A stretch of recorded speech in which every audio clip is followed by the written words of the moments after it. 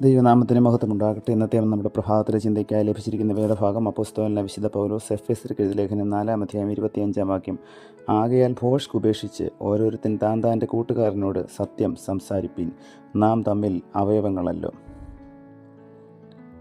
രോഹനും ആര്യനും വേർപിരിയാത്ത സുഹൃത്തുക്കളായിരുന്നു. അവർ തങ്ങളുടെ ജീവിതത്തിലെ എല്ലാ രഹസ്യങ്ങളും പങ്കുവച്ചിരുന്നു. ഒരു ഞെട്ടിലെ രണ്ട് പൂക്കൾ പോലെ അവർ കാണപ്പെട്ടു. അവരുടെ സൗഹൃദം ആഴമുള്ളതായിരുന്നു. എങ്കിലും കാലത്തിൻ്റെ കുത്തൊഴുക്കിൽ സാഹചര്യങ്ങൾ മാറിമറിഞ്ഞു. റോഹൻ്റെ കുടുംബം സാമ്പത്തിക ബുദ്ധിമുട്ടുകൾ നേരിടുവാനിടയായി. അതേസമയം ആര്യൻ്റെ കുടുംബം സാമ്പത്തികമായി വളരെ അഭിവൃദ്ധി പ്രാപിച്ചു. അതിനാൽ ആര്യന് തൻ്റെ പ്രവർത്തന മേഖലയുമായി ബന്ധപ്പെട്ട് നിരവധി പുതിയ സുഹൃത്തുക്കൾ ഉണ്ടായി. റോഹൻ്റെ സാമ്പത്തിക ക്ലേശം കാരണം ആ സുഹൃത്ത് വലയത്തിൽ ഉൾപ്പെടാനായില്ല. ആര്യൻ സ്വയം അകന്നു തുടങ്ങിയപ്പോൾ റോഹൻ ഒറ്റപ്പെടുകയും വേദനിക്കുകയും ചെയ്തു. ഇതിനിടയിൽ ഒരു ദിവസം ആര്യന് റോഹനെക്കുറിച്ച് ഒരു തെറ്റിദ്ധാരണ ഉണ്ടാവുകയും അവർ തമ്മിൽ ചൂടേറിയ വാഗ്വാദം നടക്കുകയും ചെയ്തു. റോഹന് താൻ വഞ്ചിക്കപ്പെട്ടതായി തോന്നി. അങ്ങനെ അവരുടെ സൗഹൃദം അവസാനിച്ചു. വർഷങ്ങൾ കടന്നുപോയി.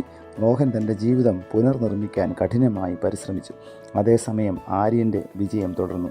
എന്നിരുന്നാലും ആര്യൻ്റെ സമ്പത്തിനും പദവിക്കും പുതിയ സുഹൃത്തുക്കൾക്കും നഷ്ടപ്പെട്ട സൗഹൃദം അവശേഷിപ്പിച്ച ശൂന്യത നികത്താൻ കഴിഞ്ഞില്ല. റോഹൻ്റെ കഠിനാധ്വാനം കാരണം അവൻ്റെ സാമ്പത്തിക പ്രതിസന്ധികൾക്ക് പരിഹാരമുണ്ടായി. എന്നാൽ ഇതിനോടകം ആര്യൻ്റെ തെറ്റിദ്ധാരണ മാറുവാനിടയാകുകയും തൻ്റെ തെറ്റുകൾ മനസ്സിലാക്കുകയും ചെയ്തു. തുടർന്ന് ആര്യൻ റോഹനെ സമീപിക്കാൻ ശ്രമിക്കുകയും ചെയ്തു. എന്നാൽ ഭൂതകാലത്തിൻ്റെ മുറിവുകൾ ആഴത്തിലുള്ളതാകയാൽ റോഹന് ക്ഷമിക്കാൻ കഴിഞ്ഞില്ല. ഈ കഥ നമ്മുടെ കഥ തന്നെയല്ലേ? മാറുന്ന സാഹചര്യങ്ങളിൽ നമ്മുടെ സൗഹൃദങ്ങൾ എങ്ങനെ? നമ്മുടെ ഉറ്റ ചങ്ങാതിമാരുമായി മുൻപുണ്ടായിരുന്ന സൗഹൃദം ഇപ്പോഴും പുലർത്തുവാൻ നമുക്ക് സാധിക്കുന്നുണ്ടോ? പുതിയ സുഹൃത്തുക്കൾ ഉണ്ടാവാതിരിക്കാൻ നിവൃത്തിയില്ല. എന്നാൽ ആദ്യ സുഹൃത്തുക്കളെ അവഗണിക്കാമോ? മാറിക്കൊണ്ടിരിക്കുന്ന സാഹചര്യങ്ങൾ സൗഹൃദ ബന്ധങ്ങളെ തകർത്ത് കളയാതിരിക്കാൻ നാം ശ്രദ്ധിക്കേണ്ടേ? സുഹൃത്ത് ക്ഷീണിതനായാൽ അവിടെ നല്ലൊരു സുഹൃത്തായി കൂടെ നിൽക്കുവാൻ നമുക്ക് കഴിയണം. അതേപ്രകാരം അപരൻ്റെ ഭാഗത്തുണ്ടായ തെറ്റ് ക്ഷമിക്കുവാനും നമുക്ക് മനസ്സുണ്ടാകണം. തെറ്റുകൾ കാരണം സൗഹൃദ ബന്ധം ഉപേക്ഷിക്കുകയാണോ നാം ചെയ്യേണ്ടത്? നഷ്ടപ്പെട്ട സ്നേഹവും വിശ്വാസവും പുനഃസ്ഥാപിക്കുവാൻ സാധിക്കുമ്പോഴാണ് യഥാർത്ഥ സുഹൃത്തിൻ്റെ മാഹാത്മ്യം വെളിപ്പെടുന്നത്. ജീവിതത്തിൽ എത്ര വെല്ലുവിളികൾ നേരിടേണ്ടി വന്നാലും സൗഹൃദങ്ങൾ നിലനിർത്തുന്നതിന് നമുക്ക് കഴിയണം. തെറ്റിദ്ധാരണകളും അബദ്ധങ്ങളും ആരുടെയും ജീവിതത്തിൽ സംഭവിക്കാം. എന്നാൽ സൗഹൃദം ത്യജിക്കുന്നതിന് അത് യഥാർത്ഥ കാരണമല്ല. സൗഹൃദം നഷ്ടപ്പെട്ടാൽ പിന്നീട് അവരനെ കേൾക്കുവാൻ പോലും മിക്കവരും തയ്യാറല്ല. എന്നാൽ അതിന് തയ്യാറാകുന്നവർക്ക് ആശയവിനിമയത്തിലൂടെ പല പ്രശ്നങ്ങളും സംഘർഷങ്ങളും പരിഹരിക്കുവാൻ കഴിയും.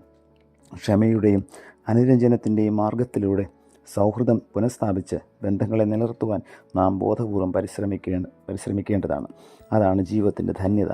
അതിനായി നമുക്ക് ദൈവകരങ്ങളിൽ നമ്മെ തന്നെ സമർപ്പിക്കാം, പ്രാർത്ഥിക്കാം. പ്രിയ കർത്താവേ, കളങ്കമില്ലാത്ത നിഷ്കളങ്കമായ സൗഹൃദ ബന്ധം സ്ഥാപിക്കുവാൻ തക്കവണ്ണം ഞങ്ങളെ അവിടുന്ന് സഹായിക്കണമേ. കർത്താവ് ഞങ്ങളെ സ്നേഹിച്ചതുപോലെ ഞങ്ങളുടെ കൂട്ടുകാരനെ ഞങ്ങളെപ്പോലെ തന്നെ സ്നേഹിക്കുവാൻ തക്കവണ്ണം അവിടുന്ന് കൃപ ചെയ്യണമേ.